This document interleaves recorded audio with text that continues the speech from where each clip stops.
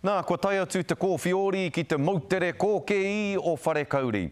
E whāngā kēhi kei reira I nāia nei, ko ngā Māori o reira ētahi e whakatumatuma ake ana ki te whakaruru hau I ngā whānau o taua mautere. Nei rā, Isabel Prasad. Kua tai mai te mate kōwhiori ki whare kauri, e whakapaukaha ana te hapori ki te aukati I tana rere.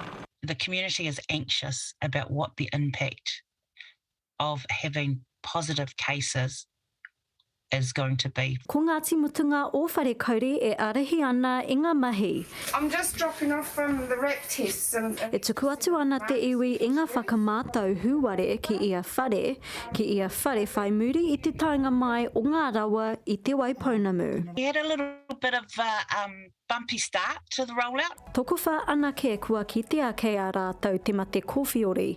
Engari, tērā tonu ngā māharahara ka piki ake ngā kēhi. We are a resilient community at the best of times, but we need that additional support. E whiriwhiri tonu ana rātou me pēhea rātou e āwhina ai I ngā tūroro me haere ki te hohipera. The closest one is 800 k's away, and there's a large track of water in between. So air retrieval is the top of the talking points at the moment. If they're in need of additional care and support, they may be transferred to the mainland, and we've got good arrangements there to do that.